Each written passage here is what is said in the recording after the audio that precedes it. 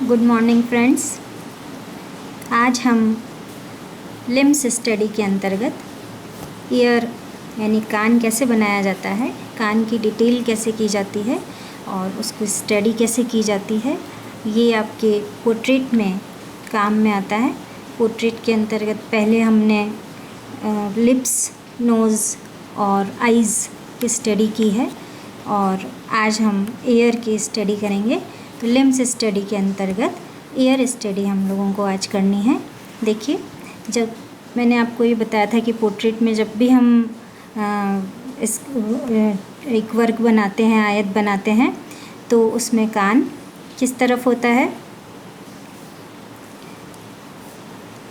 जब साइड में बनाया जाता है तो कान आँख की लाइन और नाक की पॉइंट के बीच में लाया जाता है, बनाया जाता है। तो और जब कान की डिटेलिंग करते हैं तो साइड और सामने का जो स्पेस होता है उसमें अलग अलग तरह से कान को बनाया जाता है, क्योंकि जहाँ बैठकर हम बना रहे हैं, जहाँ वहाँ से जैसा दिख रहा है वैसा ही हमको बनाना होता है। लेकिन उससे पहले कुछ जो फंडामेंटल के आधार पर मूलभूत रेखाओं से या मूलभूत तत्वों से जिस तरह से बनाया जाता है, मैं आपको पहले वो बताती हूँ कि जब भी कान बनाते हैं तो देखिए, जब भी बचपन में या बच्चों की तरह से जब कान बनाते हैं तो हम उसको ऐसे करके ऐसे बना देते हैं। हम उसमें कोई डिटेलिंग नहीं देते हैं, उसकी बाय लाइन बना देते हैं या ज़्यादा से ज़्यादा हम ऐसे करके ऐसे बना देते हैं। सिंबॉलिक रूप में हम इस तरह से कान बना देते हैं। तो जब बच्चे बनाते हैं तो इस तरह से बनाते हैं, लेकिन हमको जब कान बनाना है तो हम उसकी डिटेल स्टडी करेंगे और उसकी डिटेलिंग के आधार पर उसको बनाएंगे। तो देखिए, सबसे पहले उसकी बाह्य रेखा को पकड़ना आवश्यक होता है। जब भी आप कोई लिम्स बनाएंगे तो उसकी बाह्य आकृति को, बाह्य रेखा को पकड़िए। उसको पकड़ने के बाद ही आप उसकी डिटेल स्टडी कर पाएंगे। देखिए, इस तरह से कान की 4-5 लाइंस में जोड़कर कान बनाया जाता है। ज्योमेट्रिकल स्टाइल में मैं आपको और बताती हूँ। आप इस तरह से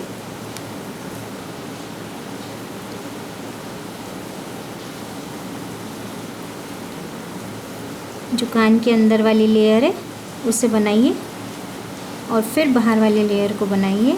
और शुरू में हम इसमें कोई भी शेडिंग नहीं कर रहे हैं, सिर्फ इसकी आउटलाइन स्केच कर रहे हैं। आउटलाइन स्केच के आधार पर ही हम उसके शेप को समझ पाते हैं। अब देखिए, किसी का कान जो होता है यहाँ से लंबा होता है, किसी का यहाँ से छोटा होता है, किसी का यहाँ से बाहर निकला हुआ होता है और अंदर से छुपा हुआ होता है। जैसे इस तरह से कान भी होता है। कई लोगों का ये वाला हिस्सा बहुत बड़ा होता है और यहाँ से आके कान पतला हो जाता है, छोटा हो जाता है, और उसी के आधार पर जो अंदर वाला कान होता है, अंदर वाला हिस्सा होता है, वो और छोटा हो जाता है। और किसी का जो है ये वाला हिस्सा बिल्कुल ऊपर की तरफ ऐसे होता है और फिर यहाँ से मोटा होके ऐसा लंबा पतला कान। तो जो हमारे सामने मॉडल बना हुआ है, बैठा हुआ है, और जिस मॉडल का हमें कान बनाना है, हमें पहले उसके अच्छे से देख लेना चाहिए, बारीकी से उसकी रेखा को पकड़ना चाहिए और फिर उसकी स्टडी करनी चाहिए। यहाँ देखिए, ये एक और कान में बताती हूँ आपको, जो कि बहुत ही, यदि किसी के बड़े बड़े कान होते हैं और बड़ा बड़ा उसका फेस होता है तो इस तरह से भी उसका कान दिखाई देता है। देखिए, इसमें यदि हमको हल्की सी शेडिंग भी करनी है तो हम किस तरह से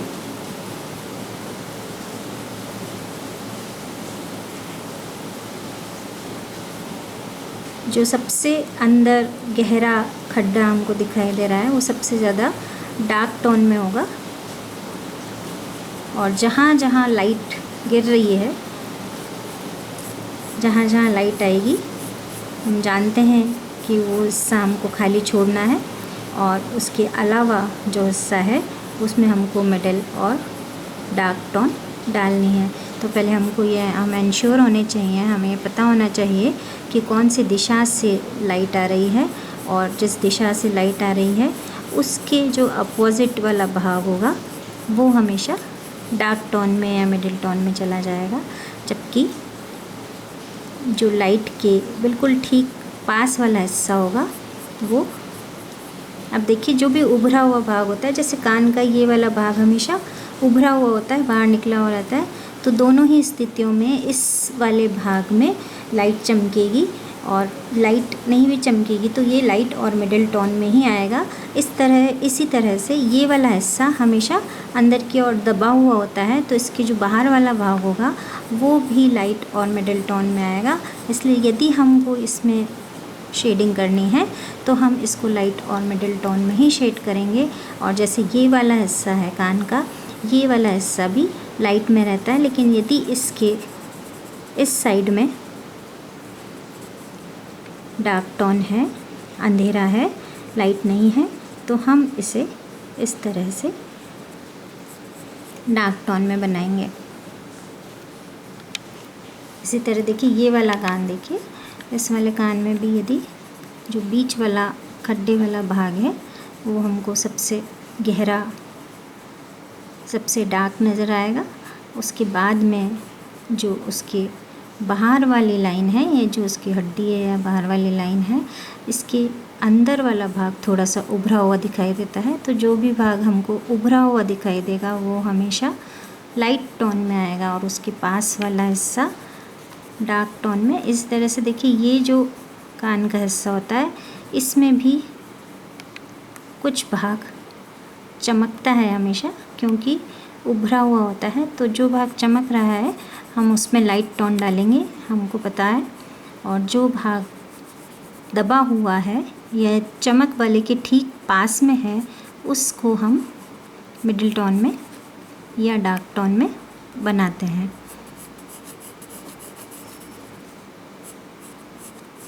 देखिए इस तरह से भी हम शेड डाल करके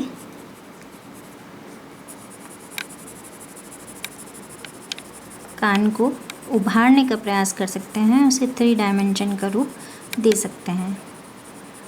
डिपेंड करता है कि आपकी जो लाइट है वो किस तरफ से आ रही है मॉडल के ऊपर। जिस तरफ से लाइट आएगी उसी तरफ से हम उसको उभारेंगे। देखिए इस तरह से कान बनता है। इस कान को भी देखिए, यदि मैं इसको बिल्कुल ऐसे गोलाकार दे दूँ तो ये जो अंदर वाला भाग होगा वो लगभग ऐसा दिखाई देता है, जिसमें ये वाला भाग हमें डार्क, ये वाला भाग हमें मिडिल टोन में, और ये जो बाहर वाला भाग है ये लाइट और डार्क टोन में दिखाई देगा।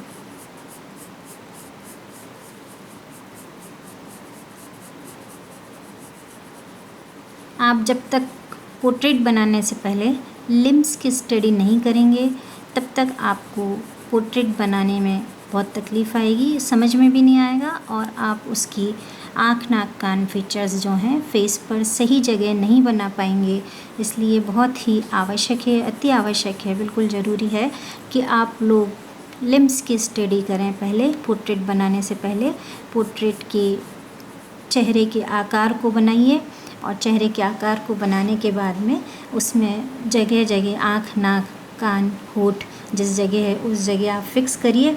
और उस फिक्स करने के बाद में अलग अलग तरह के मॉडल्स को देख करके अलग अलग तरह के आँख, नाक, कान फीचर्स की स्टडी अवश्य करिए। जब तक आप ये नहीं करेंगे तब तक आपको समझ में नहीं आएगा। तो देखिए इस प्रकार 3-4 तरह से अलग अलग तरह से कान बनाकर उसकी स्टडी की जाती है।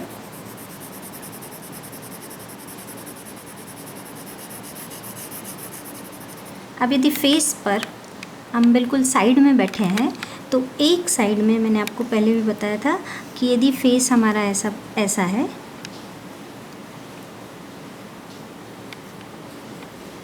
देखिए यदि हम इस साइड में बैठे हुए हैं तो ये वाला जो कान होगा ये हमको पूरा दिखाई देगा, लेकिन ये इस साइड वाला कान हमको बिल्कुल भी नज़र नहीं आएगा या बहुत कम नज़र आएगा।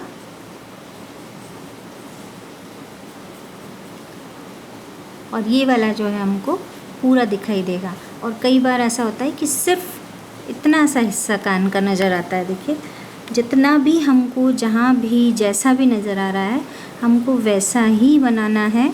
अपनी तरफ से अपने हिसाब से अपने दिमाग लगाकर कुछ नहीं करना है। हमको जब भी पोर्ट्रेट बनाना है तो हमको उस चीज़ की बाएं लाइन पकड़नी है, बाहरी रेखा को पकड़ना है जितना हमको वो दिखाई दे रहा है। तो कई बार जब हम साइड का फेस बनाते हैं तो हमको केवल इतना सा कान नज़र आता है, तो हमको जितना नज़र आ रहा है हमको उतना ही बनाना है। ये दोनों साइड के कान मैंने आपको बनाकर दिखाया और अब आप अपने स्केच फाइल में अलग अलग तरह से कान बनाने की प्रैक्टिस करिए।